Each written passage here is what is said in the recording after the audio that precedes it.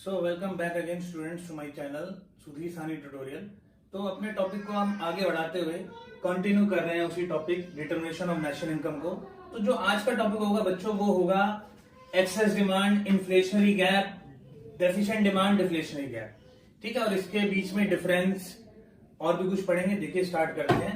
तो सबसे पहले जो टॉपिक है दैट इज एक्सेस डिमांड। देखिए एक्सेस डिमांड क्या होता है, ये एक ऐसी सिचुएशन है जब एग्रीगेट डिमांड ज्यादा होगा एग्रीगेट सप्लाई से। Aggregate demand is more than aggregate supply, but हर जगह नहीं। कहां पर? Corresponding to the full employment level of national income. खाली नेशनल इनकम का वो लेवल जहां पर फुल एम्प्लॉयमेंट है उसके सामने यदि एग्रीगेट डिमांड ज्यादा है एग्रीगेट सप्लाई से, तो उसी सिचुएशन को ओनली एक्सेस डिमांड कहेंगे। देखिए मैं डेफिनेशन लिख रहा हूं। देखिए ये मैंने डेफिनेशन लिख दी। Excess demand refers to a situation when aggregate demand is more than aggregate supply but only to the corresponding to the full employment level of national income. देखिए बच्चों यहां पर समझने के लिए एक चीज है कि भाई ये फुल एम्प्लॉयमेंट होता क्या है। कभी भी आप गलती से ये मत समझिएगा कि फुल एम्प्लॉयमेंट का मतलब सब लोगों को एम्प्लॉयमेंट मिली है, बिल्कुल भी नहीं। फुल एम्प्लॉयमेंट वो सिचुएशन होती है जब इकोनॉमी में सब पर्सन जो काम करने की एबिलिटी और विलिंगनेस दोनों रखते हैं और उनको काम मिल जाए, और वो लोग इस कैटेगरी से बिल्कुल ही बाहर हैं जो कहते हैं भाई साहब मुझे करंट वेज रेट पे काम नहीं करना या मैं काम करना ही नहीं चाहता। बेशक वो अनएम्प्लॉयड है मगर जो करने वाले हैं, विलिंग है, एबल हैं, करंट वेज रेट पर काम करने के लिए तैयार है, उनको काम मिल गया है, तब भी सिचुएशन फुल एम्प्लॉयमेंट होगी। इसके बावजूद कि कुछ लोग काम करना ही नहीं चाहते। तो फुल एम्प्लॉयमेंट लेवल के सामने यदि एग्रीगेट डिमांड ज्यादा होगी एग्रीगेट सप्लाई से, तो उसी सिचुएशन को एक्सेस डिमांड की सिचुएशन कहा जाएगा।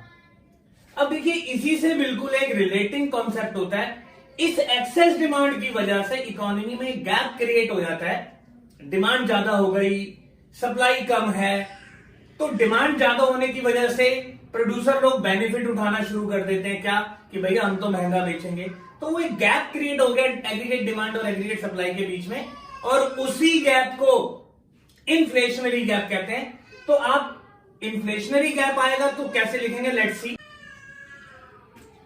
देखिए इन्फ्लेशनरी गैप में भी आपको एक्सेस डिमांड आता है तो उस तरीके से डिफाइन कीजिए, बट इन्फ्लेशनरी गैप आता है। इन्फ्लेशनरी गैप एक्सेस डिमांड की वजह से ही क्रिएट हुआ है, पर डिफाइन थोड़ा सा चेंज मानना।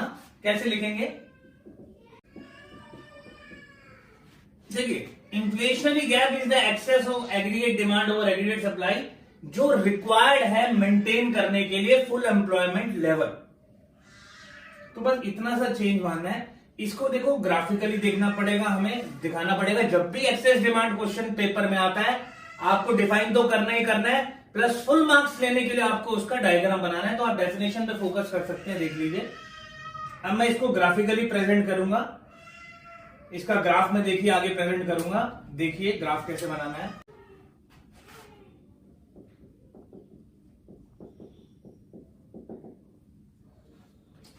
देखिए एज यूजुअल जैसा हमें पता है कि aggregate supply is a 45 degree line.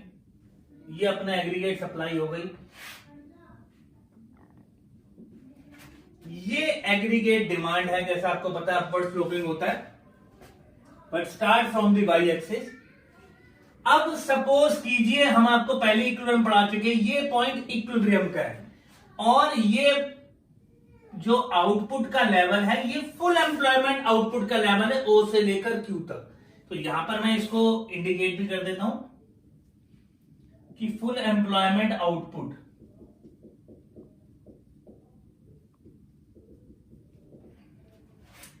अब यदि इस आउटपुट के सामने एग्रीगेट डिमांड ज्यादा हो जाए, जो कि ये ग्राफ है, एग्रीगेट सप्लाई से, तो उसकी वजह से जो सिचुएशन होगी दैट इज एक्सेस डिमांड, और जो गैप होगा दैट इज इन्फ्लेशनरी गैप। तो देखिए कैसे होगा, ये एग्रीगेट डिमांड का मान लीजिए अपवर्ड शिफ्ट हो गया, एडी से एडी डैश हो गया। देखिए आपको हम पहले ही बता चुके हैं एग्रीगेट डिमांड सी प्लस आई होता है। अब सपोज करो भाई इन्वेस्टमेंट बढ़ गई, तो एग्रीगेट डिमांड कर्व भी अपवर्ड शिफ्ट हो जाएगा। तो ये एडी जो डैश है ये सी प्लस आई प्लस मान लीजिए डेल्टा आई है, कि इसमें डेल्टा आई का मतलब इन्वेस्टमेंट और बढ़ा दी मैंने, तो कर्व अपना अपवर्ड शिफ्ट हो गया और ये बन गया एडी डैश। अब देखिए इस आउटपुट के सामने एग्रीगेट सप्लाई स्टिल अभी भी वही है, मगर एग्रीगेट डिमांड अब ये ऊपर आ रहा है, ये E1। तो ये जो गैप है E से लेकर E1, ये मैं डार्क कर रहा हूं, देखिए जरा, E से लेकर E1, this is inflationary gap. इसी गैप को क्या बोलते हैं? Inflationary gap. देखिए this is the diagram for inflationary gap and previously we have explained the definition of excess demand and deficient demand. Just इसका रिवर्स पढ़ेंगे, डेफिशिएंट डिमांड, और उसकी वजह से जो सिचुएशन क्रिएट होगी दैट इज डिफ्लेशनरी गैप। तो आप इस पे जरा फोकस कर लीजिए और आप इस ग्राफ को थोड़ा सा एक्सप्लेन कर दीजिएगा कि डायग्राम में OQ level in diagram OQ full employment output,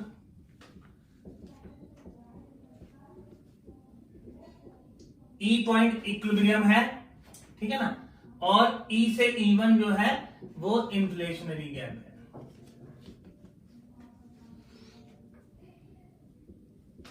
और जो AD डैश है वो एग्रीगेट डिमांड है आफ्टर इंक्रीज इन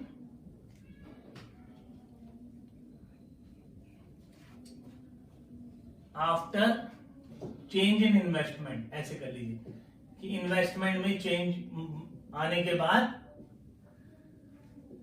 इन्वेस्टमेंट में चेंज आने के बाद एडी डैश जो है अपना एग्रीगेट डिमांड है। इसको आप देख लीजिए, इसके बाद रब करके नेक्स्ट कंसेप्ट पाएंगे।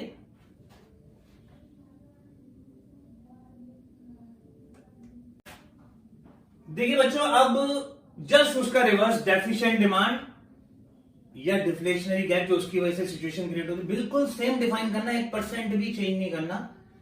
वहां हमने लिखा था excess demand refers to a situation when aggregate demand is more than, और यहां जस्ट उसका उल्टा लिखेंगे, deficient demand refers to a situation when aggregate demand remains short, या आप ऐसे बोल लीजिए कि aggregate supply is more than aggregate demand, या डिमांड शॉर्ट रह गई है, ठीक है जी।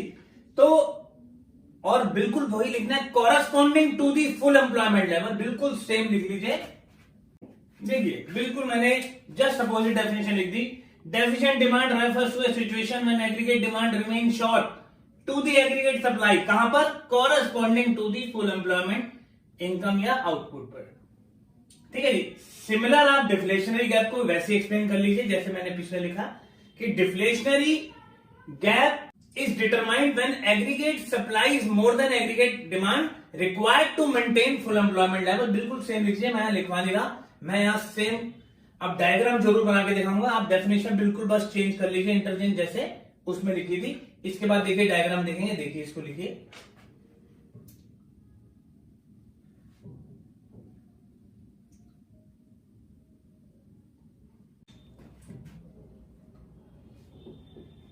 अब देखिए इसका ग्राफिकल हम देख रहे हैं डिफ्लेशनरी का, इसमें भी जरा सा ही चेंज मारना है।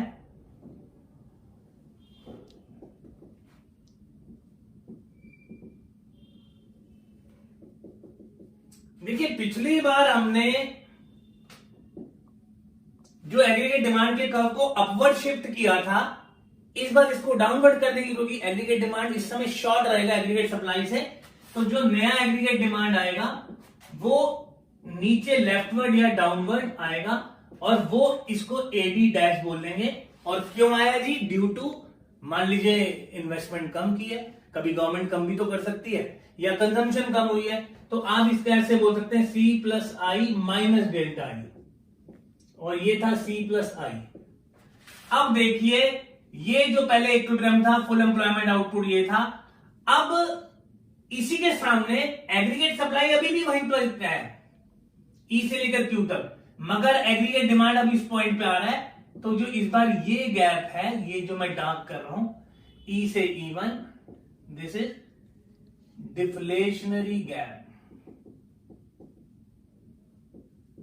This is deflationary gap. यहां पर आप सेम इनकम, आउटपुट और अपना एम्प्लॉयमेंट लिखिए, यहां पर कोई टोटल स्पेंडिंग बिल्कुल सिमिलर लिखिए, मैं दोबारा नहीं लिख रहा, तो बिल्कुल सेम आएगा, बट लिखना है आपको, ठीक है जी। और नीचे वो लिख दीजिए इन द डायग्राम, यहां पर अपना वही फुल एम्प्लॉयमेंट आउटपुट सेम, बिल्कुल चेंज नहीं करना, फुल एम्प्लॉयमेंट आउटपुट सेम वैसे ही लिखना है, बिल्कुल भी 1% चेंज नहीं, ठीक है जी।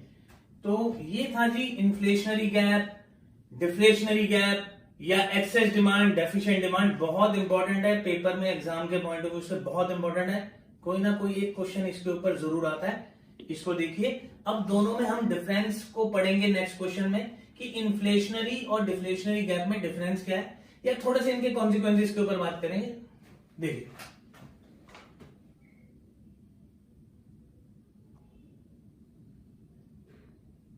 देखिए अभी इसी ही क्वेश्चन या टॉपिक को आगे बढ़ाते हुए, क्वेश्चन वैसे नहीं आया, डिफरेंस आ गया जी दोनों के बीच में, तो कैसे लिखेंगे देखिए। क्वेश्चन है, अपना टॉपिक है difference between excess demand and deficient demand. देखिए टॉपिक है अपना difference between excess demand and deficient demand, या आप कह लीजिए इन्फ्लेशनरी गैप और डिफ्लेशनरी गैप में डिफरेंस। तो आप जब भी डिफरेंस लिखिए बेसिस बना के लिखिए, बेसिस, एक जगह एक्सेस डिमांड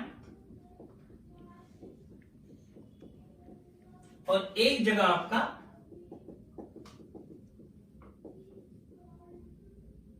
डेफिशिएंट डिमांड। देखिए मैं यहां पर खाली आपको हिंट दे रहा हूं क्योंकि मैं ये सब चीजें बता चुका हूं, और एज इट इज वैसे लिखनी है। पहला पॉइंट आप लिखना है डेफिनेशन का, जो मैंने आपको डेफिनेशन लिखवाई है एक्सेस की, एक्सेस में डेफिशिएंट की, डेफिशिएंट डिमांड में आप डेफिनेशन लिखिए। दूसरा क्या लिखना है आपने पॉइंट, देखिए एक्सेस डिमांड में क्या होता है, प्राइस लेवल हाई होते हैं और प्रोड्यूसर्स के प्रॉफिट मार्जिन बढ़ जाते हैं। तो आप इसकी हेडिंग क्या बना सकते हैं, price level and profits of producer. इसमें क्या होगा, प्राइस लेवल बढ़ेंगे क्योंकि जब डिमांड ज्यादा होगी प्रोड्यूसर बेनिफिट उठाएगा और वो ज्यादा प्राइस चार्ज करेगा। मुझे पता है कि मेरे सामान को मांगने वाले 10 लोग हैं, मेरे पास चीजें 3 है, तो मैं तो कहूंगा भैया महंगी है, जिसने लेनी है ले लो। तो यहां पर क्या होगा, प्राइस लेवल विल राइज, इसको आप जनरल प्राइस लेवल भी कह सकते हैं। General price level will rise in the economy and profit margins of the producer will increase. और यहां पर आप जस्ट उल्टा लिख दीजिए कि इस केस में प्राइस लेवल डिक्लाइन होंगे। भाई माल ज्यादा बन गया, बिक ही नहीं रहा, तो प्रोड्यूसर तो हाथ जोड़ के भी कहेगा भैया सस्ता ही ले लो, मेरा सामान तो बिक जाए, खराब हो जाएगा, डिट्रॉइट हो जाएगा। तो यहां प्राइस लेवल विल डिक्लाइन, ठीक है, एंड प्रॉफिट मार्जिन भी क्या होंगे, डिक्रीज होंगे। ये जस्ट उल्टा लिख दीजिए, price level, general price level भी डिक्लाइन होगा और प्रॉफिट मार्जिन भी डिक्रीज होंगे, ठीक है जी। इसके बाद देखिए इक्विलिब्रियम,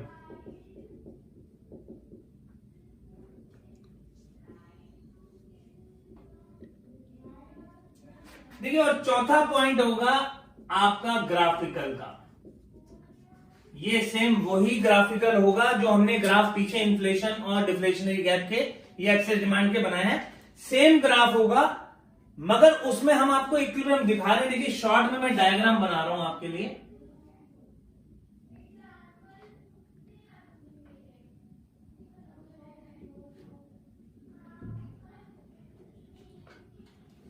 देखिए यदि ये फुल एम्प्लॉयमेंट आउटपुट है और इक्विलिब्रियम वहां आता है जहां एडीएएस के इक्वल हो, तो अब एक्सेस डिमांड की वजह से इक्विलिब्रियम आप चेक कर सकते हैं, यहां आएगा भाई E2 पे, चाहे ये पॉइंट E1 हो, ये E है आपका पॉइंट, ये E1 है, बट इक्विलिब्रियम यहां आया।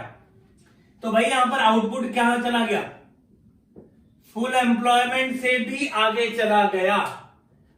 इक्विलिब्रियम अब एक्सेस डिमांड की वजह से वहां आएगा जहां आउटपुट फुल एम्प्लॉयमेंट के भी आगे चला गया। अब कई बोलेंगे भाई फुल एम्प्लॉयमेंट से सब ऊपर आउटपुट कैसे हो सकता है, जो लोग काम करना चाहते हैं और वो काम भी कर रहे हैं, वो जो मैक्सिमम आउटपुट प्रोड्यूस कर सकते हैं उससे ऊपर भी हो सकता है। हाँ, हो सकता है।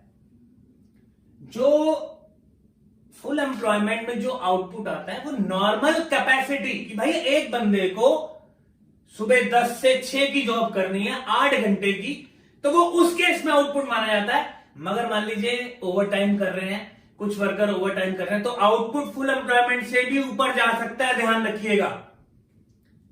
बुक्स में ऐसा मेंशन किया है नहीं किया, आई डोंट नो, मगर उससे भी ऊपर आउटपुट जा सकता है। तो इस सिचुएशन में क्या आएगा, ओवर फुल एम्प्लॉयमेंट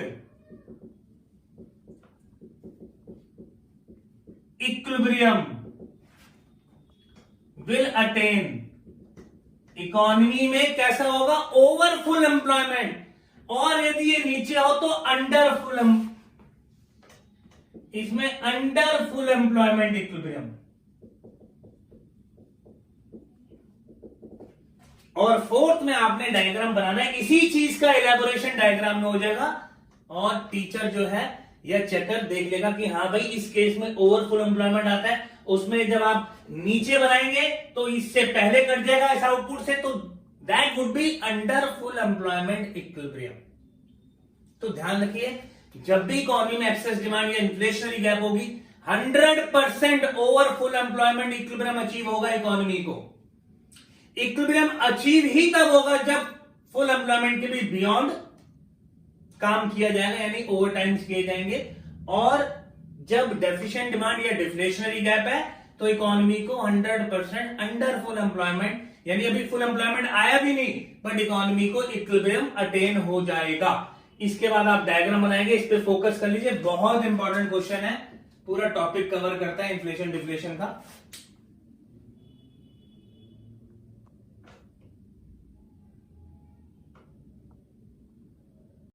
देखिए बच्चों, पिछले टॉपिक में से टॉपिक अलग से सेपरेटली क्या आ सकता है, explain the under employment equilibrium of the economy. अभी हमने जैसे आपको पढ़ाई चुके हैं कि जब भी इकोनॉमी में डेफिशिएंट डिमांड या डिफ्लेशनरी गैप होगा, 100% इकोनॉमी को अंडर एम्प्लॉयमेंट इक्विलिब्रियम होगा। और वैसे भी एक सच्चाई है कि कोई भी इकोनॉमी फुल एम्प्लॉयमेंट पे वर्क नहीं करती, चाहे वो इंडिया जैसी डेवलपिंग कंट्री हो या अमेरिका जैसी डेवलप्ड या एडवांस कंट्री हो, सभी अंडर एम्प्लॉयमेंट पे काम करते हैं। क्योंकि कुछ लोग ऐसे जरूर होते हैं जो काम करना चाहते हैं बट उनको काम नहीं मिलता। तो अंडर एम्प्लॉयमेंट इक्विलिब्रियम क्या होगा, देखिए कैसे डिफाइन करेंगे, when aggregate demand and aggregate supply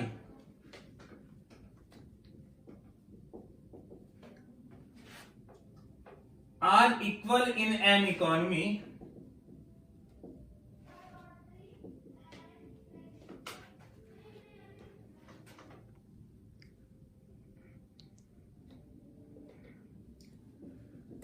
before full employment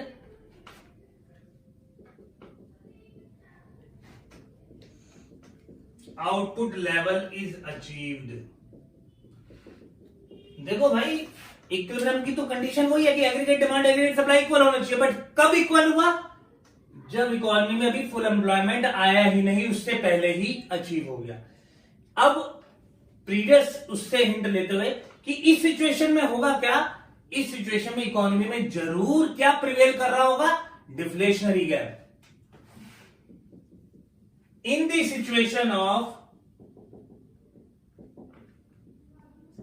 under employment equilibrium, there prevails deflationary gap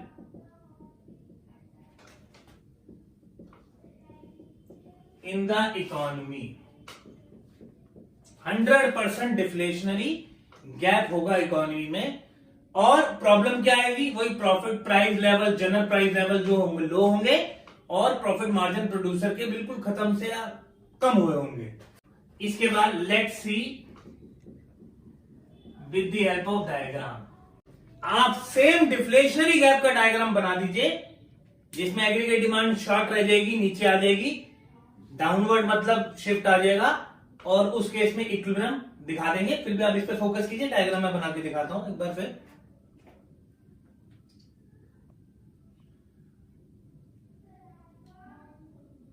देखिए ग्राफिकल, देखिए इसका सेम,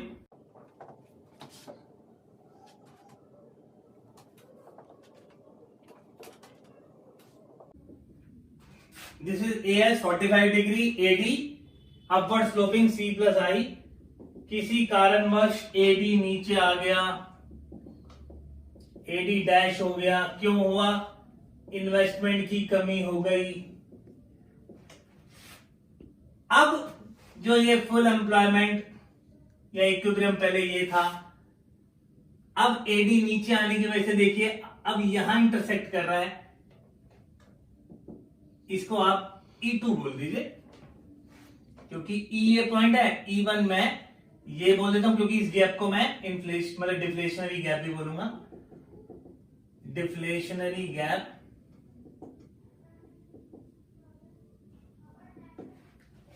और जो अब ये आया है, या Q1 दे दीजिए, जो अब इक्विलिब्रियम आया है, this is under employment equilibrium, this is under, देख लीजिए पहले AD और E पॉइंट पर इक्वल थे, मगर AD के शॉर्ट रहने की वजह से AD कम नीचे है, और अब AS के इक्वल वो इस लेवल पर है। और यहां आउटपुट चेक करता हूं तो भाई फुल एम्प्लॉयमेंट जो आउटपुट था ये वाला, इससे पहले ही वो आउटपुट आपका आया है, तो इसका मतलब ये अंडर एम्प्लॉयमेंट इक्विलिब्रियम है E2 पॉइंट पे। ठीक है जी, तो ये डायग्राम अटैच करें। देखिए मैं नीचे नहीं लिख रहा, आप लिखेंगे एम्प्लॉयमेंट इनकम है, आउटपुट, यहां पर अपना टोटल स्पेंडिंग XY है, आप सब लिखते रहिए, यहां पर हम टाइम वेस्ट नहीं कर रहे, इस चीज के लिए बार बार लिखना है, आपको लिखना ही पड़ेगा, ठीक है ना। तो ये देखिए डायग्राम पे फोकस कीजिए, ये डायग्राम आपको अटैच करना है, और नीचे थोड़ा सा बता देना है, OQ full employment, output E original equilibrium, AD dash new aggregate demand,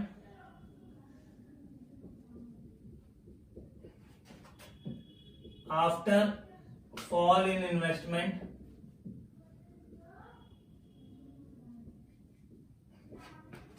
और E2 under employment equilibrium, equilibrium point. ठीक है जी, तो आप थोड़ा सा ऐसे डिटेल करके भी लिख सकते हैं डायग्राम को। एक्सप्लेनेशन जरूरी नहीं है कि आपने पूरा पूरा बोल के बताना है, खाली आप सिंबॉलिकली ऐसे भी अपने एग्जाम में बता सकते हैं। This is the shortest way and best way to explain. Okay जी, तो इसको फोकस कीजिए।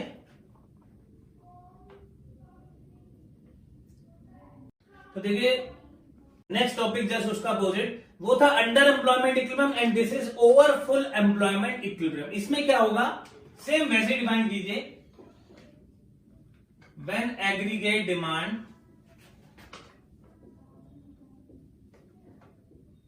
and aggregate supply are equal in an economy over full employment level of output.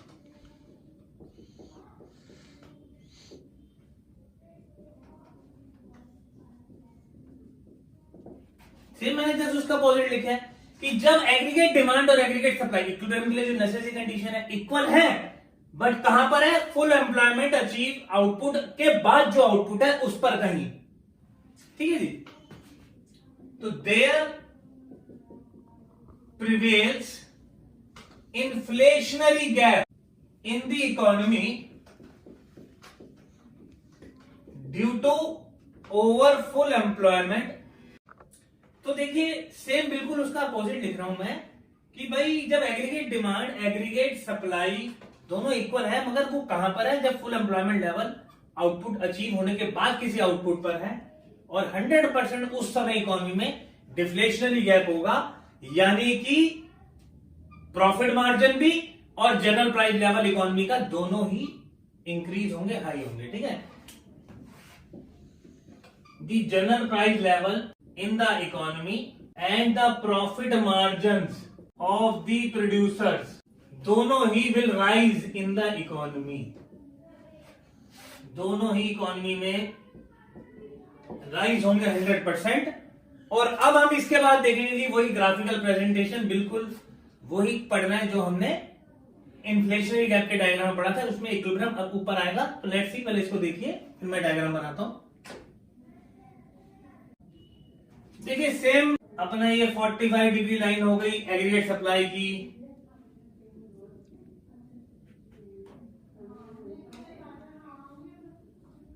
ये अपना इक्विलिब्रियम पॉइंट हो गया जी ई पॉइंट, ये सेम अपना फुल एम्प्लॉयमेंट आउटपुट हो गया OQ, और यहां पर एग्रीगेट डिमांड ऊपर बढ़ गई तो दिस गैप इज ई से लेकर E1, this is inflationary gap. और अब जो एग्रीगेट डिमांड और एग्रीगेट सप्लाई को ला रहे हैं, आप चेक कर सकते हैं इस बढ़ने की वजह से जब 80 डैश हुआ तो अब वो यहां कट कर रहा है, तो ये जो E2 पॉइंट है, अब यहां पर आप आउटपुट चेक करते हैं तो 100% फुल एम्प्लॉयमेंट से आगे ही आ रहा है। तो ये जो इक्विलिब्रियम है E2 पॉइंट पे, this is over full employment equilibrium, और यहां पर 100% इन्फ्लेशनरी गैप है। अब आप डायग्राम को एक्सप्लेन कर दीजिए। In the diagram full employment output, full employment equilibrium, AD dash new aggregate demand after increase in investment